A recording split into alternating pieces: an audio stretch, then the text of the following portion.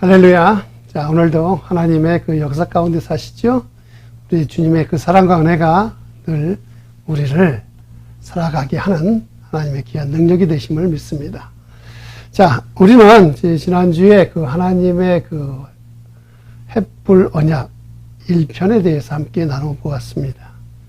그리고 오늘은 이제 그 2편에 대해서 함께 은혜를 나누는 시간을 갖기로 하겠습니다. 지난주에 함께 우리가 살펴보았듯이 햇불 언약은 무엇이냐 하면 그것은 하나님께서 아브라함에게 약속하여 주신 그 언약들을 당시 그 고대 근동 사회에서 행했던 그 의식, 재물들을 반으로 쪼개가지고 그 사이로 지나가는 그러한 의식을 통해서 아브라함에게 하나님의 그 언약의 확신을 심어주신 그러한 사건이죠. 이 언약의 그 궁극적인 목적은 뭐냐면 이제 십자가에서 죽게 되시는 그 예수 그리스도의 그 희생도 그리고 그 헌신도 우리는 기억해야 된다라는 것을 가르쳐 주기 위한 것입니다. 자, 이것을 통해서 우리는 하나님께서 우리에게 주신 언약, 즉 우리들을 죄에서 구원하여 주시겠다라는 그 약속을 위해서 스스로 이 땅에 이 낮은 자리에 오신 우리 구주가 되신 그 예수 그리스도를 우리는 반드시 믿어야 한다라는 것이고 그것이 바로 햇불 언약에 대한 우리들이 해야 될 반응이라고 우리는 생각해야 될 것입니다. 그래서 하나님은 그 약속을 확실하게 확증하시기 위해서 재물을 준비하고 그 사이에 지나간 햇불 언약을 하신 것입니다. 자, 그렇다면 여기서 우리가 또 한번 하나의 생각해 볼 의문이 있는데 그것은 무엇이냐면 하나님께서는 왜 이 햇불 언약을 하시기 바로 전에 그 아브라함의 자손에 대한 예언을 하셨나 하는 것입니다. 자, 본문을 보면 여호와께서 아브라함에게 이르시되 너는 반드시 알라. 내 자손이 이방에서 객이되어 그들을 섬기겠고 그들은 400년 동안 내 자손을 괴롭히리니 그들이 섬기는 나라를 내가 징벌할지며 그 후에 내 자손이 큰 재물을 이끌고 나오리라. 아멘. 자, 하나님께서는 햇불 언약을 하시기 전에 아브라함에게 너는 반드시 이것은 알아야 된다라고 지금 말씀하시죠. 그것은 뭐냐? 아브라함의 자손, 즉 앞으로 그 아브라함의 후손들이 어떻게 살게 될지에 대한 예언이었습니다. 그런데 이 예언은 실제적으로 출애굽기에 모세를 통해서 실제로 일어난 그러한 사건이죠. 예언이 실행된. 이것을 시간으로 따져보면 그 아브라함이 이 약속을 받을 때가 85세였고요. 그 다음에 99세에 이삭을 낳기 때문에 한 14년 걸렸죠. 그리고 그 이삭이 60세에 야곱을 낳았어요. 그리고 그 야곱이 130세에 애굽으로 들어갔고 그 애굽에서 400년 동안 종살이를 했으니 합하면 모두 다 604년이 됩니다. 즉 아브라함은 이 예언을 들은 후 604년이 지난 다음에 이 예언이 실제로 이루어졌다는 것입니다.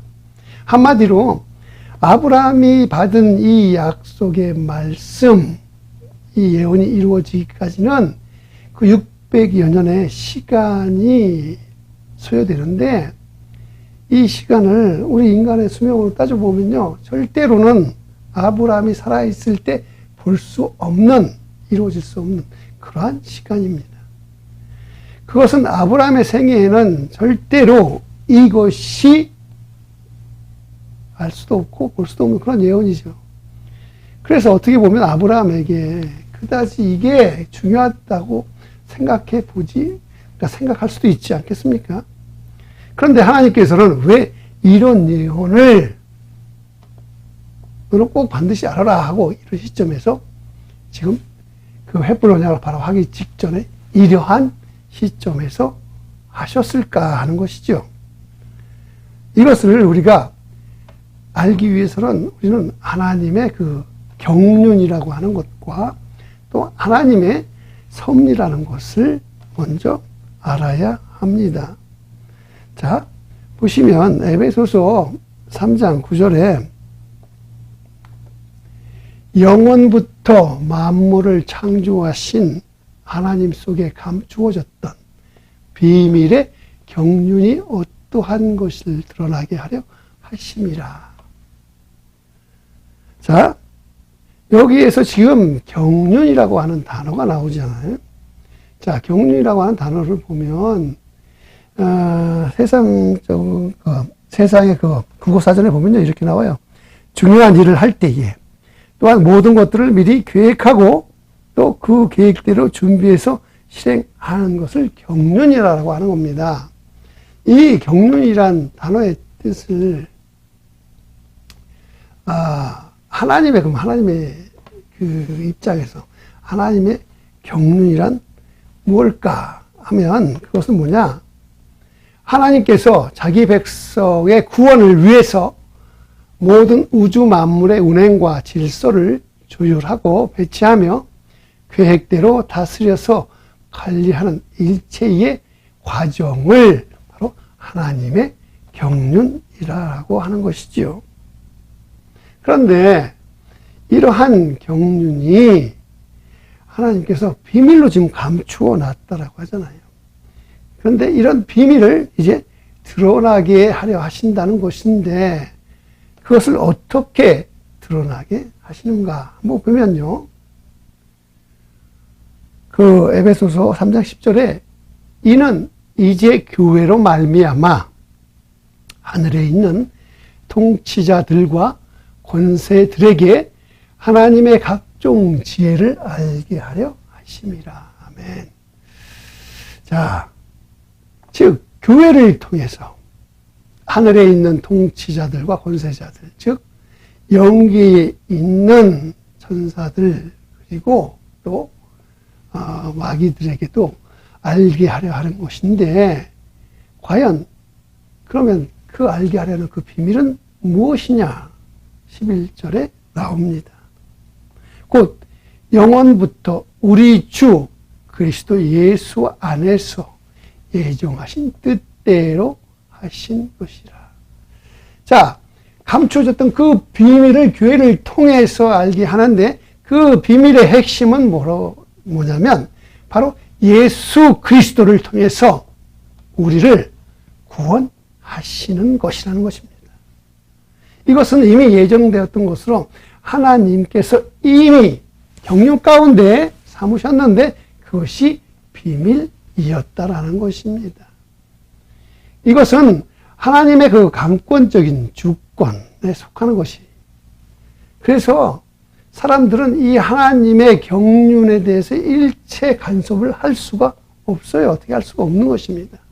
그렇기 때문에 아브라함의 자손들이 이방에서 종로로 가는 것, 그리고 또한 아브라함의 자손들이 400년 지난 다음에 큰 재물을 이끌고 나오는 것, 이 모든 것이 하나님의 경륜에 의해서 하나님께서 직접 개입하시는 하나님의 역사 가운데 일어나는 사건이라는 것입니다.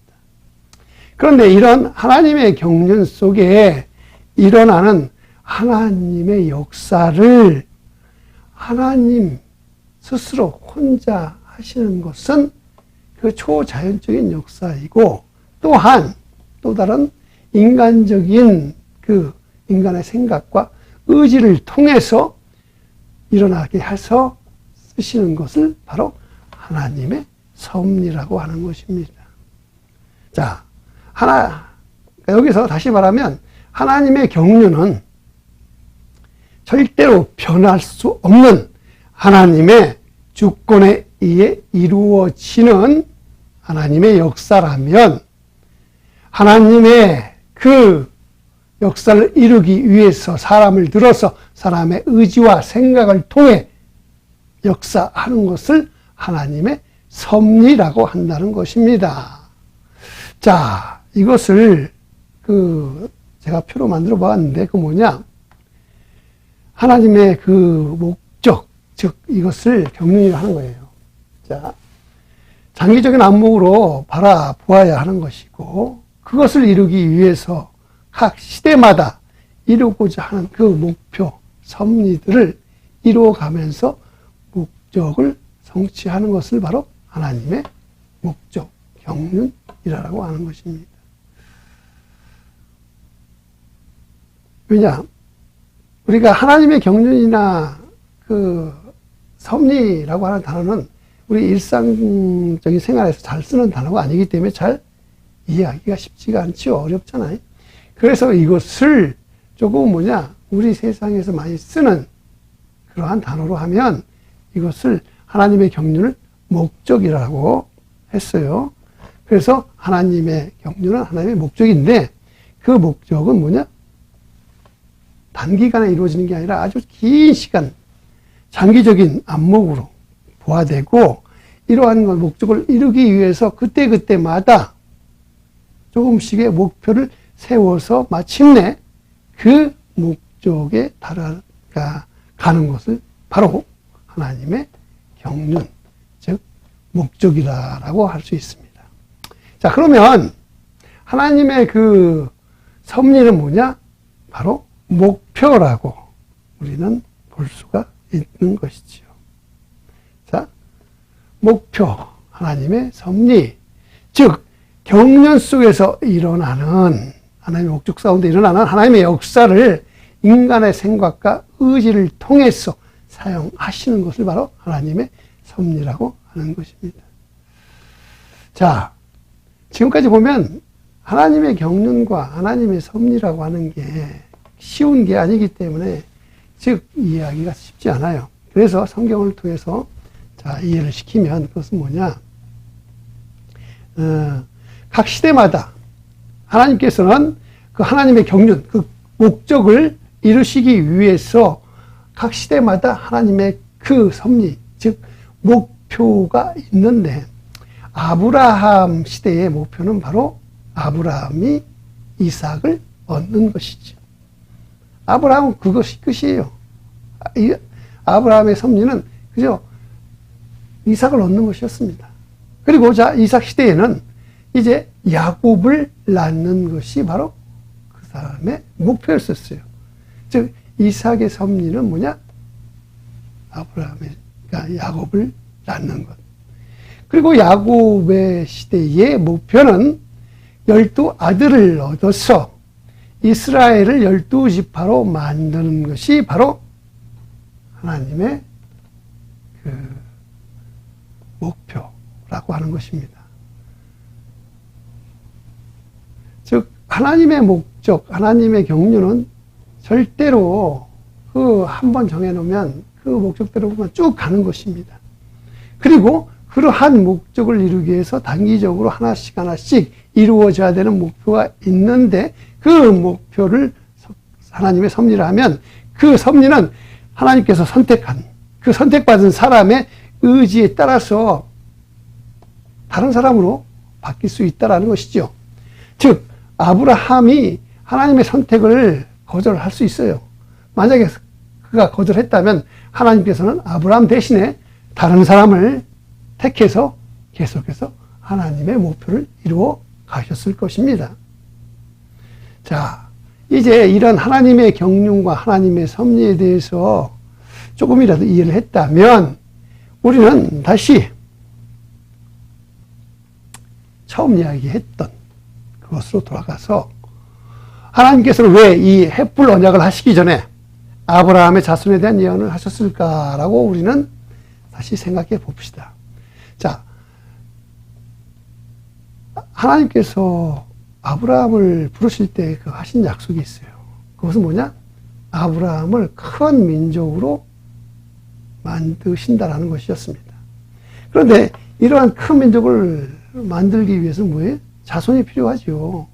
그런데 지금 아브라함에게는 자손도 없어요. 그런데 하나님께서는 큰 민족을 이룬다고 합니다. 이것을 이루기 위해서 뭐예요? 오랜 시간의 기다림과 또한 그것을 믿을 수 있는 신앙심이 필요했다라는 것입니다. 즉, 하나님의 그 약속이 이루어지기 위해서는 반드시 그것을 믿는 사람의 인내심, 또한 그것을 끝까지 지키려고 하는 신앙심이 있어야 한다는 것입니다. 그런데 우리가 잘 알듯이 아브라함은 처음부터 그러한 인내심도 신앙심도 없었던 사람이에요. 그래서 하나님께서는 오랜 시간 동안 아브라함을 훈련하시면서 그를 인내심과 신앙심이 성장할 수 있도록 계속해서 지켜보고 계셨다라는 것입니다. 그래야 아브라함을 통한 하나님의 섭리가 이루어질 수 있기 때문입니다. 왜냐하면 하나님의 섭리에 쓰임을 받는다라고 하는 것이 이 사람의 입장에서 보면 그렇게 쉬운 일이 아니에요. 이것은 뭐냐? 절대적으로 그것을 참고 이겨낼 수 있는 인내심이 필요하고 또한 그것을 끝까지 믿을 수 있는 신앙심이 필요하기 때문입니다. 하나님의 그 섭리를 사도 바울은 이렇게 쉽게 이야기한 게 뭐냐? 대표적인 성경 구절은 로마서 8장 24절입니다. 보시면 우리가 알거니와 하나님을 사랑하는 자, 곧 그의 뜻대로 부르심을 입은 자들에게는 모든 것이 합력하여 선을 이루느니라. 아멘. 자, 여기에서 우리가 주목할 것은 뭐냐? 모든 것이 합력하여 선을 이룬다라고 하는 것이죠. 자, 이 말은 하나님의 섭리에, 즉 하나님의 목표에 의해 쓰임 받는 자는 그의 일생이 전부 다가 좋은 일만 있는 것은 아니다라는 것입니다. 좋은 일이 있을 때도 있고 나쁜 일이 있을 때도 있고 기쁜 일이 있을 때도 있고 슬픈 일이 있을 때도 있다라는 것입니다. 하지만 이 모든 일이 나중에 다 합쳐진 후에 보면 반드시 그것은 하나님의 선한 일이 이루어졌다라고 하는 것입니다. 자, 쉽게 얘기하면요, 이렇게 되죠. 자, 우리의 삶의 하루하루를 전부가 다 이렇게 더하기, 즉, 플러스만 있는 것이 아니라 어떨 때는 빼기, 즉, 마이너스도 있어요. 마이너스도 있고. 그러다가 또 어떨 때는 아주 대박이라고 하는 곱하기도 있을 수 있지요. 하지만 또 곱하기만 있는 게 아니라 엄청난 고난 가운데 있는 나누기도 있을 수 있다라는 것입니다. 즉, 우리의 삶은 매일매일이 플러스가 아니라면 뭐 하나님을 안 믿는 사람이 어디 있겠어요. 하지만 하나님을 믿는다고 하면서 하나님의 뜻대로 부르심을 입었다가 하면서도 그의 삶을 보면 매일매일이 플러스가 아니라 오히려 마이너스. 어떨 때는 마주 나누기. 즉, 오히려 사람들 눈에는 더 힘들어 보일 때가 너무도 많아 보인다라는 것이죠. 하나님을 사랑하고 하나님의 뜻대로 부르심을 입은 사람들은 하나님께서 그들을 부르실 때에 하나님의 그 섭리 가운데 쓰고자 하는 사람들인데 사람들은 이 쓰임 받는 섭리 가운데 있을 때에 그의 삶이 매일매일이 즐겁고 행복하지만은 않다라는 것입니다. 자, 이것을 아브라함에게 한번 적용해 보면 아브라함은 하나님을 사랑하고 또 하나님의 뜻대로 부르심을 받은 자지요. 그렇기 때문에 어떻게 보면 그의 삶의 모든 여정은 하나님의 그 섭리를 이루기 위해서 그가 쓰임받는 과정 가운데 있는 것입니다. 그리고 그가 마침내 그의 일생을 마쳤을 때 하나님은 그를 통한 선을 이루었다라고 할 수 있는 거예요. 그래서 하나님은 아브라함에게 지금 하나님의 그 목적은 무엇이고 이러한 하나님의 목적을 이루기 위해서 너는 택함을 받았는데 네가 이 땅에서 나를 통해 쓰임받는 그것은 무엇이냐? 바로 너를 통해 자손 이삭을 얻는 것이라는 것입니다. 그것을 가르쳐주기 위해서 지금 아브라함에게 지금 이러한 예언을 말해 주신 것이지요. 자, 오늘 말씀이 그리 쉬운 건 아니죠. 그래서 다시 한번 말씀을 한번 정리해 보면, 아브라함은 하나님으로부터 한 예언을 들어요. 근데 그 예언이 당장 몇 년 후가 아니라 603년, 604년, 즉 600년이 지난 후의 이야기인데, 그것은 자신이 아직 아들도 아무도 없는 그러한 아브라함이 이제 자손이 객이되어서, 이방에 객이되어 가지고 그 나라에서 노예로 그들을 섬기면서 그들로부터 핍박을 받으며 400년을 산다라는 것입니다.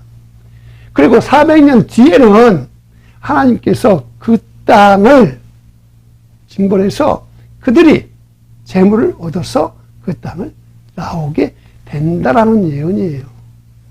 이것은 아브라함이 듣기에는 그다지 좋은 건 아니죠. 왜? 자기 자손이니까. 자기 자손이 잘 산다는 게 아니라 고생을 하면서 노예로 400년을 산다라는 이야기지요. 그런데 그러한 이야기를 하나님께서 해 주시면서 너는 이것을 반드시 알아야 돼 라고 명령까지 하셨는데 왜 그랬어요? 너의 자손이 이방 땅에서 노예로 400년을 살아가는 것이 바로 하나님의 목적을 이루어가는 과정 가운데 있기 때문에 이것은 반드시 일어날 일이고, 너는 그러한 일을 이루기 위해서 지금 쓰임받는 과정 가운데 있기 때문이라고 하는 것입니다. 자, 어떻게 보면요, 하나님의 이 목적, 하나님의 경륜과 하나님의 섭리는 보통 사람들이 이해하기는 그렇게 쉬운 게 아니에요. 아주 어려운 거예요. 이것을 이제 하나님께서는 아브라함에게 왜 말해줬냐? 반드시 아브라함을 통해서 그의 자손을 얻고 그의 자손을 통해서 이스라엘 민족을 만들어서 이제 하나님 나라를 이루고 그 안에서 예수 그리스도가 오는 발판을 마련해서 그 안에서 예수 그리스도가 오셔야 이 땅의 모든 죄인들이 구원을 받을 수 있기 때문에 그러한 목적을 위해서 아브라함이 섭리 가운데, 하나님의 섭리 가운데 지금 쓰임받고 있기 때문이라는 것입니다. 이러한 하나님의 경륜과 또한 하나님의 섭리를 이해한 사람만이 하나님이 그의 삶을 합력해서 마침내 선을 이루는 삶으로 만들어 갈 수 있기 때문이라는 것이죠. 자, 우리 사랑하는 성도님 여러분, 우리는 하나님을 사랑하는 사람입니다.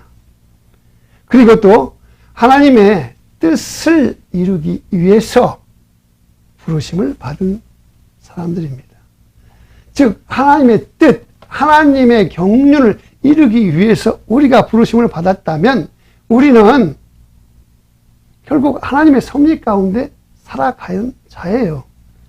이 말은 다시 얘기해서 우리의 삶의 하루하루가 매일매일이 하나님의 섭리 가운데서, 즉 하나님의 오늘의 목표를 위해서 우리가 지금 살아가는 것입니다. 쓰임받는 것입니다. 이것은 바로 이 땅에서 예수 그리스도를 구주로 영접하고 살아가는 사람들에게 있을 아주 당연한 삶이라는 것이죠. 그렇기 때문에 우리의 삶에 매일매일이 좋은 일만 있는 것은 아닙니다. 기쁜 일만 있는 것도 아닙니다. 오히려 좋은 일보다 나쁜 일이, 기쁜 일보다 슬픈 일이 더 많을 수도 있고 많아 보일 수도 있어요. 하지만 그러한 모든 일은 하나님의 섭리 안에서 이루어지는 일이고, 이런 하나님의 섭리를 온전히 우리의 삶에서 완전히 이해되어진다면 우리는 정말로 더 한 차원 높은 그 믿음의 세계에서 하나님을 경험하고 살아가게 될 것이라는 것이죠. 아멘. 자, 하나님의 섭리를 이해하는 것, 그것은 바로 나 자신을 비워내서 이 비워진 그곳에 하나님의 그 뜻을 이루기 위한 주님, 하나님의 영이 들어오시는 거예요. 그래서 그 영이 나를 주관하게 되면 내가 아닌 하나님의 그 영이 내 안에서 나를 주관하며 함께 나와 살아가면서 하나님의 섭리를 이루면서 마침내 하나님의 뜻을 이루어가는 것이 바로 이 땅에서 우리가 축복의 통로로 살아가는 방법이다라는 것을 다 깨달으시기를 주님의 이름으로 축원드리면서 함께 기도 드리시겠습니다.